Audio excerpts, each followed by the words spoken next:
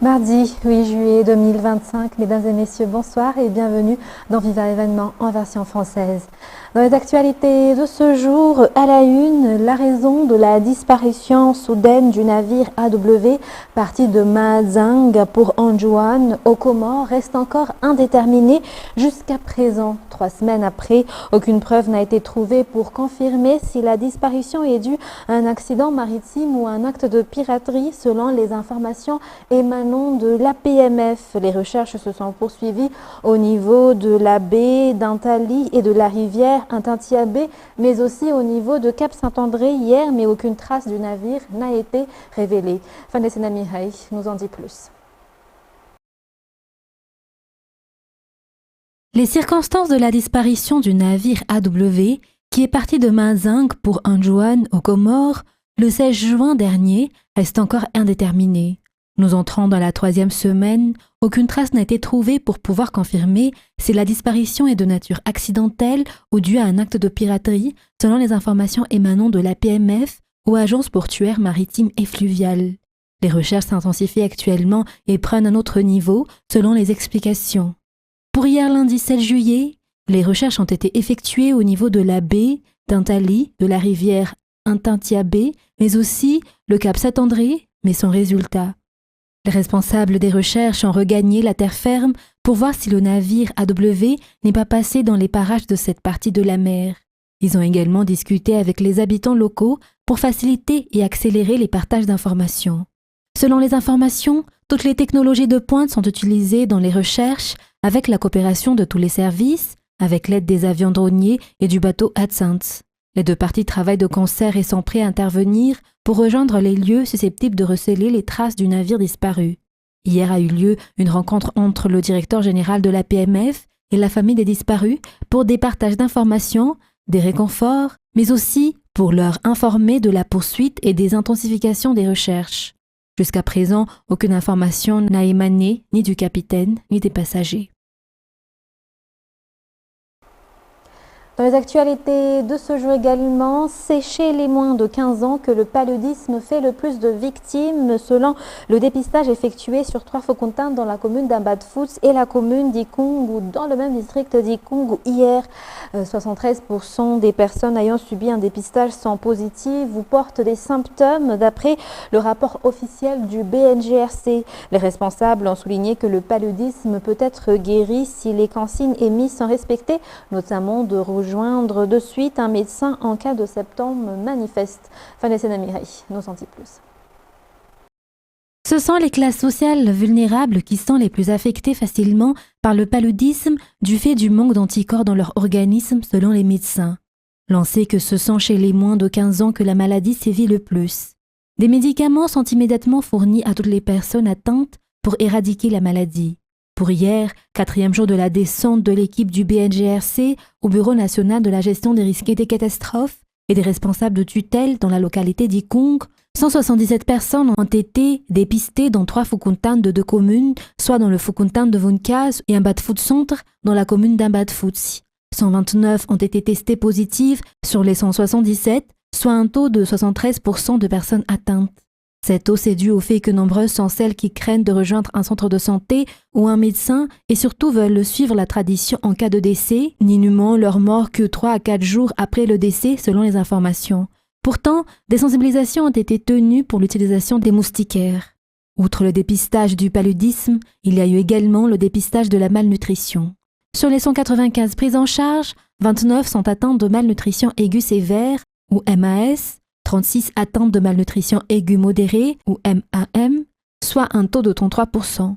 Le BNGRC tient à rappeler que la prise en charge et les médicaments sont gratuits.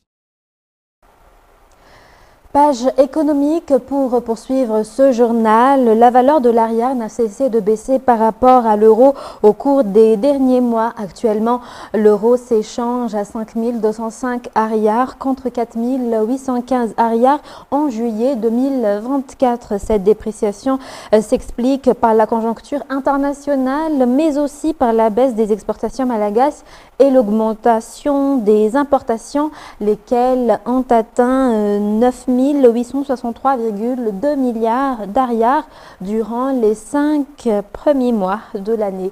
Rose Christelle Rakut-Malal nous en dit plus. L'euro a gagné 390 ariars par rapport à la monnaie nationale en un an. Alors qu'il valait 4 815 ariars en juillet 2024, il est passé à 5 205 ariars dès le début du mois de juillet 2025. Cette situation est principalement due aux changements sur le marché international, notamment à la hausse du dollar face à l'euro. À cela s'ajoute le recul des exportations des produits tels que la vanille, le girofle, le nickel ou encore le cobalt. En ce qui concerne les importations, elles se sont élevées à 9 862,2 milliards d'ariars, soit 2 125 milliards de dollars sur les 5 premiers mois de l'année, selon les données de la douane. Les matières premières représentent la majeure partie des importations pour un montant de 2 586 milliards d'ariars. Les autres biens s'élèvent à 2 251,3 milliards d'ariars, tandis que les matériels d'équipement totalise 1941,3 milliards d'ariars. La majorité des importations provient de la Grande Chine, 2566,9 milliards d'ariars, suivi du Moyen-Orient, 2115,8 milliards d'ariars, et de l'Union européenne, 1519,2 milliards d'ariars. Enfin, selon toujours les données de la douane, les exonérations fiscales accordées au cours des 5 premiers mois s'élèvent à 156,3 milliards d'ariars. Le procès des personnes impliquées dans des affaires de violence basées sur le genre a débuté hier. Parmi les cas jugés figure celui de viol, avec déjà 4 personnes passées devant le tribunal. Ce jeudi, ce sera au tour de Dawil, l'homme accusé du viol d'une fillette de 6 ans à Emir Tiatousk en mars 2024, de comparaître. Toujours un reportage signé Ruth Christelle Rakut-Malal. Parmi les accusés jugés hier figure un homme ayant violé sa belle-fille de 13 ans à Mbouimangakel le 25 mai 2024. Il a été condamné à la prison à perpétuité assortie de travaux forcés. Une autre personne reconnue coupable du viol d'un mineur a été condamnée à 10 ans d'emprisonnement. Un 3e individu a été relaxé au bénéfice du doute, tandis qu'un 4e, accusé de détournement et de viol sur mineur, a été relaxé pour le chef de viol, faute de preuves suffisantes, mais a tout de même écopé d'une peine de prison avec sursis de 2 ans et d'une amende de 100 000 ariars.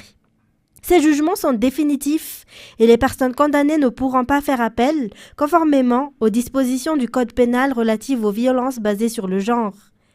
Quant à la peine de castration, elle n'a pas été prononcée.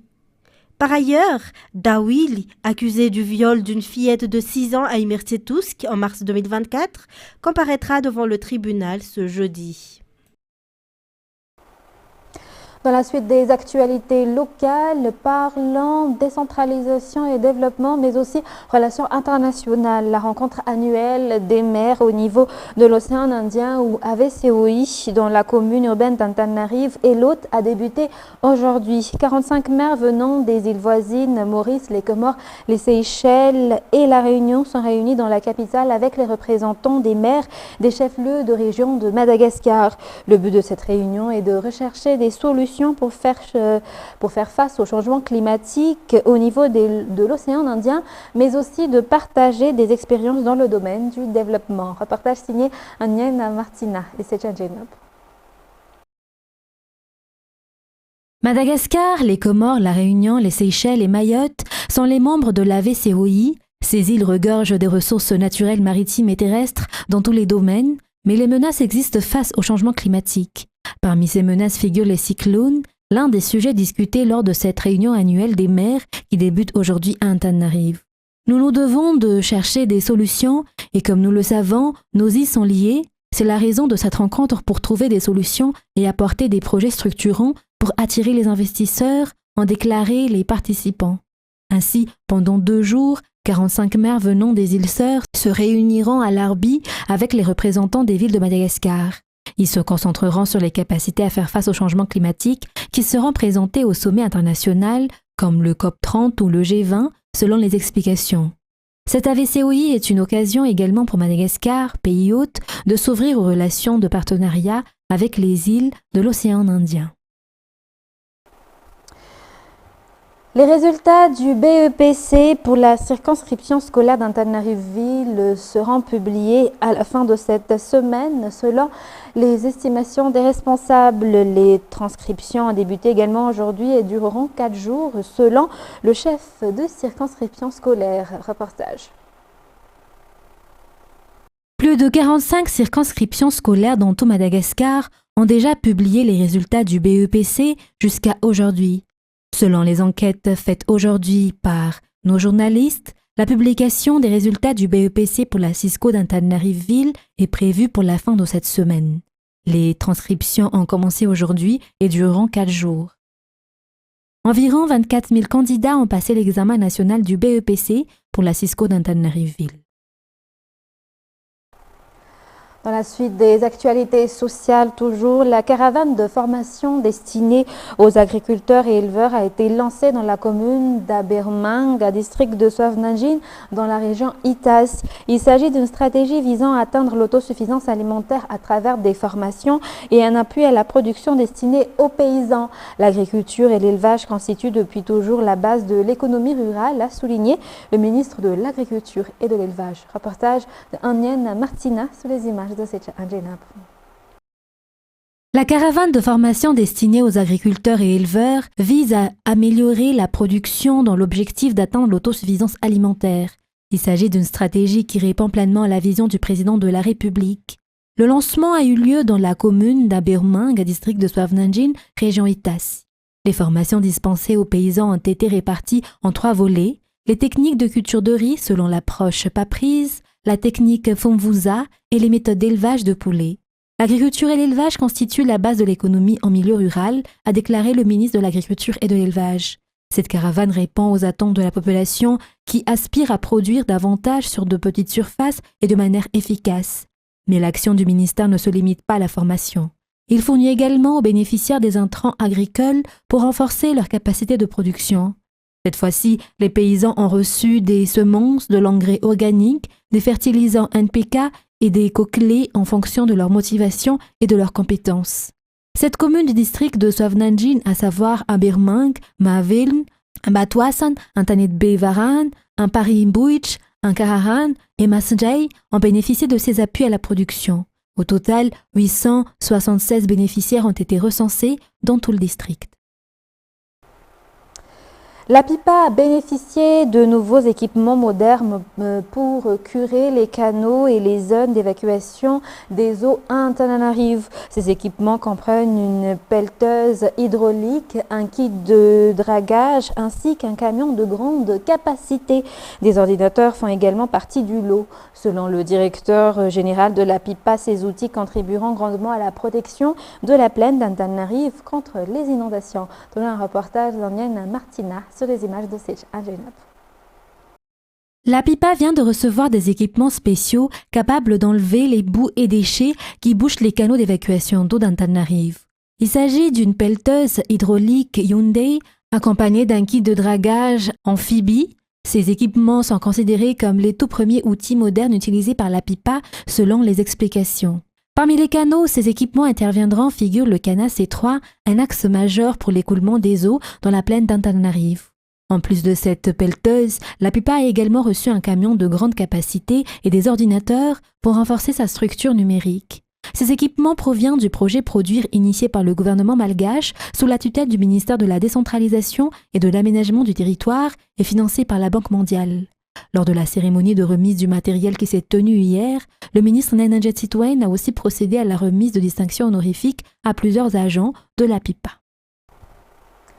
Page sportive pour poursuivre ce journal de ce soir. L'équipe malgache en pétanque engagée dans un tournoi international à Marseille a été victime de menaces de mort et d'intimidation après sa victoire écrasante contre 13-3 contre l'équipe de Vaucluse hier. Ne supportant pas leur défaite, les adversaires ont eu des réactions violentes allant jusqu'à proférer des menaces de mort selon une source proche de la délégation malgache. Les vigiles sont rapidement intervenus à l'initiative des organisateurs pour calmer la situation. La délégation malgache ne compte pas porter plainte. Leur seul souhait est de pouvoir jouer dans le calme et la sérénité, comme dans toute autre compétition sportive. Et c'est sur cette affaire à Marseille que nous continuons notre journal dans la page internationale. Le camp mystique, colonie de vacances pour filles au Texas, a annoncé hier lundi que 27 de ses participants et encadrants étaient morts dans les inondations qui ont dévasté cet État ce week-end. Le bilan humain de la catastrophe naturelle a franchi la barre des 100 morts. France 24 nous en dit plus. Cet homme a échappé de peu à la mort. En témoigne l'état de sa maison après les inondations. Alors que l'eau monte, lui et sa femme trouvent refuge dans leur grenier. Dès que nous avons commencé à grimper dans le grenier, les portes se sont brisées et l'eau a commencé à s'infiltrer. À ce moment-là, je priais pour que la maison tienne le coup, car nous avions une chance de survivre. Mais si elle venait à s'affaiblir, alors nous n'avions aucune chance. Par chance, sa maison résiste. Cette nuit-là, le Guadalupe est monté de 8 mètres en seulement 45 minutes, après les pluies diluviennes équivalent à un tiers des précipitations annuelles. Le travail des secours est rendu complexe par la structure des berges, sans dessus-dessous et donc très difficile d'accès. Chiens renifleurs, chevaux, tractopelles, tous les moyens sont bons pour tenter de secourir les disparus et de récupérer les corps des victimes. L'attention est portée en particulier sur le camp de vacances mystiques où séjournaient des jeunes filles. Beaucoup ont perdu la vie et plus d'une dizaine sont encore recherchés. Le Texas est en deuil en ce moment. La douleur et le choc de ce qui s'est passé ces derniers jours ont brisé le cœur de notre État. Hier, le nombre confirmé de morts était de 82 et les chiffres continuent d'augmenter. Les enfants, les petites filles qui ont été perdues au camp mystique, c'est le cauchemar de tous les parents. C'est aussi l'heure des interrogations. Pourquoi les vacanciers et riverains du fleuve n'ont-ils pas été alertés? Interpellé sur les coupes budgétaires des services météorologiques nationaux qu'il a entrepris, Donald Trump a nié toute responsabilité et insisté sur le caractère rarissime d'une telle crue. Il devrait se rendre sur place vendredi. Et nouvelle journée meurtrière également au Kenya lors de manifestations anti-gouvernementales dans les rues de Nairobi. Des affrontements ont opposé des manifestants issus de la génération Z qui s'opposent à la politique du président William Ruto et les forces de l'ordre ont fait au moins 10 morts et entraîné 567 arrestations. Depuis de nombreuses années, les manifestations au Kenya sont marquées par de lourds bilans humains. France 24. Dans les rues de Nairobi, ces manifestants sont déterminés à se faire entendre, malgré la répression policière. Gaz lacrymogène, camions à eau et même des balles réelles selon certains témoignages. Les forces de l'ordre ne lésinent pas sur les moyens pour disperser la foule. Nous voulions des manifestations pacifiques. Mais maintenant, les gaz lacrymogènes sont partout. On nous tire dessus. Ruto devrait faire preuve d'humilité et écouter la génération Z. La génération Z, essentiellement composée de Kenyans éduqués et connectés, s'oppose à la politique du président William Ruto et lui reproche de ne pas avoir tenu parole. Élu en 2022 sur la promesse de défendre les plus démunis, il affirmait aussi à l'époque lutter contre les violences policières. Mais les bilans humains des manifestations de ces derniers mois sont particulièrement lourds. Les personnes qui ont tué nos jeunes au cours des manifestations de l'année dernière n'ont pas été amenées à rendre compte de leurs actes. Ils continuent de perpétrer des meurtres contre leurs citoyens. Le principal opposant au président et ancien Premier ministre Raila Odinga a pris la parole pour dénoncer les violences. Nous avons des forces de police malhonnêtes qui tirent sur les gens en toute impunité. Et c'est une force que nous avons héritée des colonialistes. Nous devons mettre fin à l'impunité et à la corruption au sein de nos 3 branches de gouvernement. Les dirigeants doivent devenir modestes, éthiques, humbles et responsables. Depuis 2024, des dizaines de personnes sont mortes lors de manifestations contre le gouvernement. Des violences qui ternissent l'image d'un pays considéré comme l'un des rares États stables de la région. Dans le reste de l'actualité internationale, l'acropole d'Athènes va fermer ses portes aux heures les plus chaudes de la journée. Aujourd'hui, mardi, a annoncé le ministère grec de la Culture en raison d'une vague de canicule qui frappe la Grèce avec des températures pouvant aller jusqu'à 42 degrés Celsius dans certaines régions. Le point avec France 24 toujours. 31 degrés affichés. Et pourtant, dès le matin, nombreux sont les touristes à grimper vers l'acropole. Sous les casquettes ou les parapluies, chacun affronte la canicule à sa manière. Il faut de l'eau, bien sûr, un chapeau, des lunettes de soleil, faire des pauses et marcher lentement. On prend des granites et des glaces et on reste au frais autant que possible. Il faut rester à l'ombre. Je n'aime pas être au soleil de toute façon, alors je reste à l'intérieur. Pas de fermeture de site pour l'instant, mais les précautions sont devenues la règle. Les autorités ont imposé des pauses obligatoires aux travailleurs en extérieur entre midi et 17h. Aucune région du pays n'est épargnée. La vague de chaleur devrait durer jusqu'à jeudi. Mesdames et messieurs, c'est la fin de ce journal. Nous vous remercions de votre fidélité. Restez avec nous dans la suite du programme de ce soir. Vous allez suivre votre film The World of Guard 2. Sur ce, très bonne continuation et très bonne soirée sur Viva. Au revoir.